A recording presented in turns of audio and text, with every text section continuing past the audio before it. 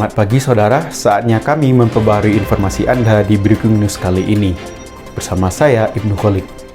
Dan pada kesempatan kali ini, saya akan menemani saudara selama beberapa menit ke depan dengan informasi-informasi terkini.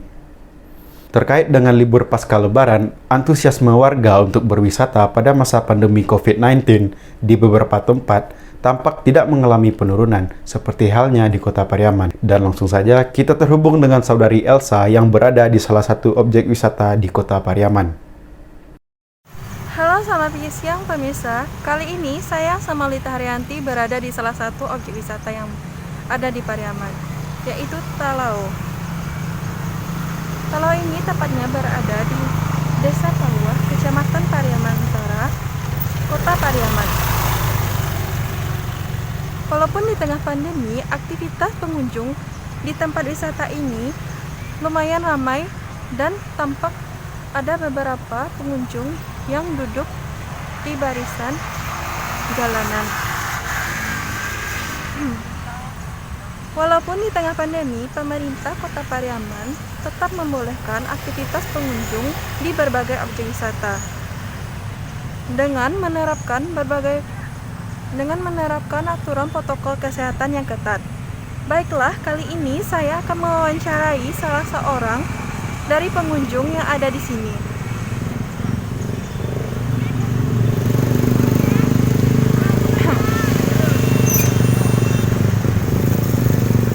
Boleh minta waktunya sebentar, Kak? Boleh. Boleh perkenalkan diri Anda? Nama saya Laila Gasari, umur saya 14 tahun. Anda berasal dari daerah mana? Saya berasal dari Desa Cibadak Mentawai. Kenapa Anda tertarik untuk berwisata di daerah ini? Karena wisata Talau yang indah dan fasilitas hiburan yang bisa menghilangkan stres. Bagaimana tanggapan Anda terhadap pemerintah Kota Pariaman yang membolehkan masyarakatnya untuk mengunjungi objek wisata ini? Saya setuju karena walaupun pemerintah membuka akses pariwisata tapi tetap mematuhi protokol kesehatan yang berlaku. Menurut Anda, apakah pengunjung di sini telah menerapkan aturan protokol kesehatan dengan baik?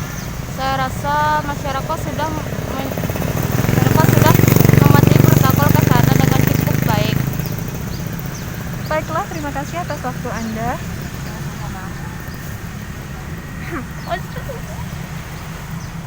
Meskipun di tengah pandemi, aktivitas pengunjung di tempat ini lumayan ramai.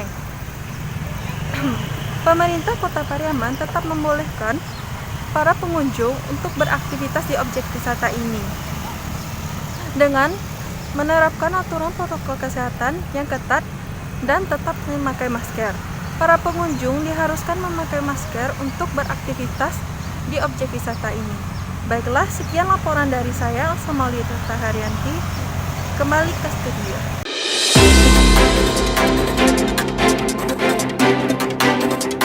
Baiklah, terima kasih saudari Elsa. Untuk berita berikutnya, kita beralih ke objek wisata yang berada di pesisir selatan. Dan langsung saja kita terhubung dengan reporter kita yang sudah berada di lokasi.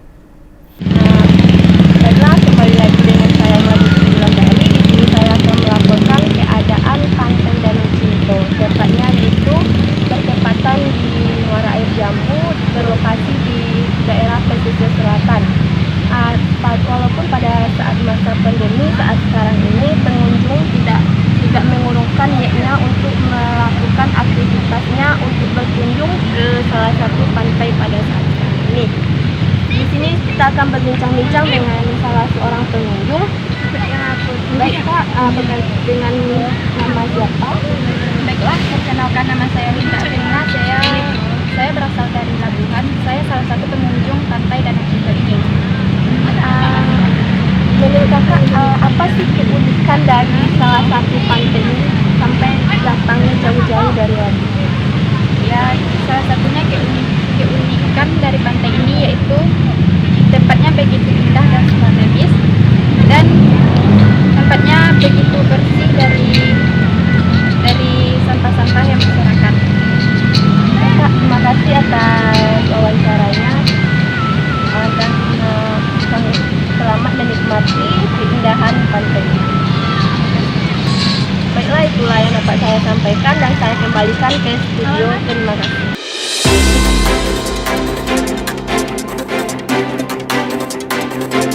Berbeda dengan kondisi tempat wisata sebelumnya, Tugu Ayam Arosuka merupakan salah satu tempat wisata di kota Solok yang pada pasca libur lebaran ini dengan pengunjung yang datang tidak seramai biasanya. Untuk informasi lebih lanjut, kita sudah terhubung dengan reporter kita di lapangan, yaitu Fadila Zahra. Terima kasih, saya Fadila Zahra. Saat ini saya sedang berada di kawasan perkantoran Bupati Kabupaten Solok, di mana di sini terdapat tempat wisata yaitu Tugu Ayam Arosuka. Tugu ini berada persis di segitiga persimpangan rumah dinas Bupati dan komplek perkantoran pemerintah Kabupaten Solok. Di sini Anda akan langsung disuguhkan dengan pesona pemandangan kota Arosuka yang begitu bersih dan sangat indah. Daya dukung lainnya adalah letak wilayah ini yang terdiri dari sebuah perbukitan sehingga udara di tempat ini akan terasa sangat sejuk. Tatanan bunga di sini sangat rapi dan juga dihiasi dengan rumput hijau di sekitar lokasi tanaman ini yang mampu menambah pesona keindahannya dan tentunya sangat menyejukkan mata. Di tempat ini Anda juga bisa menemukan para pedagang yang menjual makanan dan minuman sehingga Taman Arosuka ini sangat cocok buat Anda semua yang merencanakan kegiatan akhir pekan bersama keluarga. Selain itu, tempat ini juga terdapat sebuah maskot atau landmark Kabupaten Solok, yaitu Tugu Ayam Kukuak Balengge. Nama ayam kukuak balengge ini diambil dari ayam khas Solok yang mampu berkokok dengan mengeluarkan suara yang sangat indah dan bertingkat-tingkat sehingga banyak digelai oleh kolektor dari dalam maupun dari luar negeri. Konon ceritanya, ayam kukuak balengge berasal dari keturunan ayam Kinantan milik Cindua-Mato yang mengawini ayam hutan di Bukit Sirayuah, Kecamatan Payung Sekaki, dan berkembang biak hingga saat sekarang ini. Pemerintah Kabupaten Solok menjadikan ayam kukuak balengge sebagai maskot sejak 1996.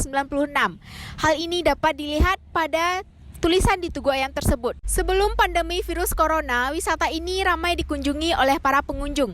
Namun sejak peningkatan kasus virus corona membuat banyak pengunjung lebih waspada untuk berpergian keluar.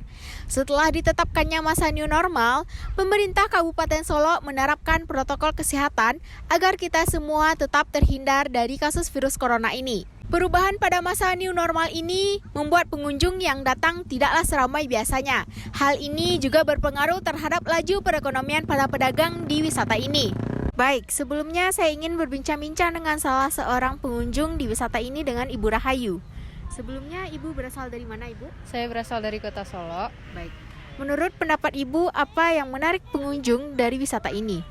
Pertama adalah Tugu Ayam yang sangat ikonik, juga lingkungan yang bersih, nyaman, asri, serta pemandangannya indah. Baik. Apakah Ibu tidak ada kekhawatiran untuk berpergian keluar pada masa pandemi ini?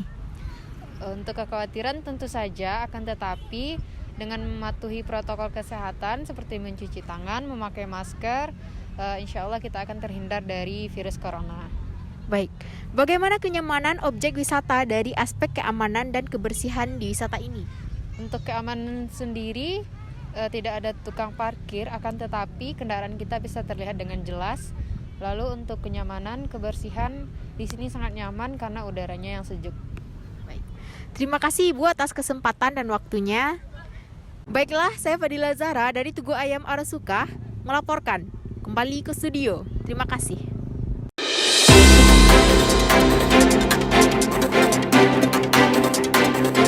Sama halnya dengan tempat wisata Pusat Dokumentasi dan Informasi Kebudayaan Minangkabau yang terletak di Kota Padang Panjang, Sumatera Barat, yang juga mengalami penurunan pengunjung selama era new normal ini.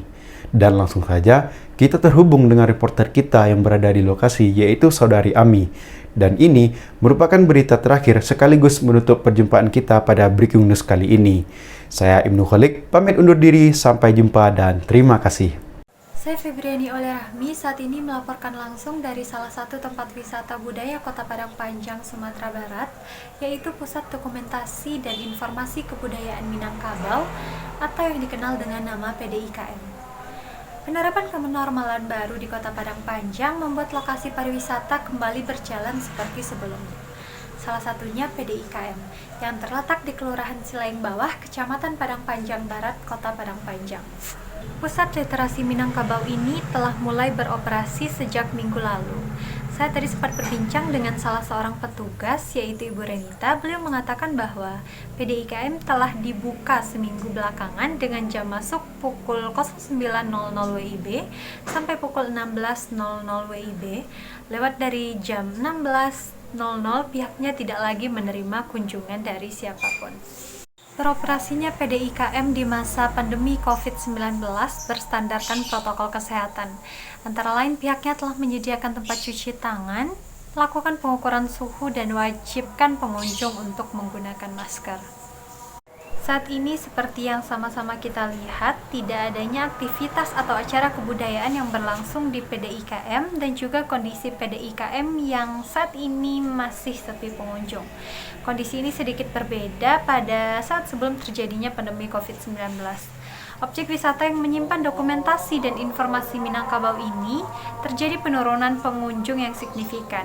Dari semula dalam sehari ada sekitar 200 orang pengunjung, saat pandemi seperti sekarang hanya mencapai 20 orang per hari.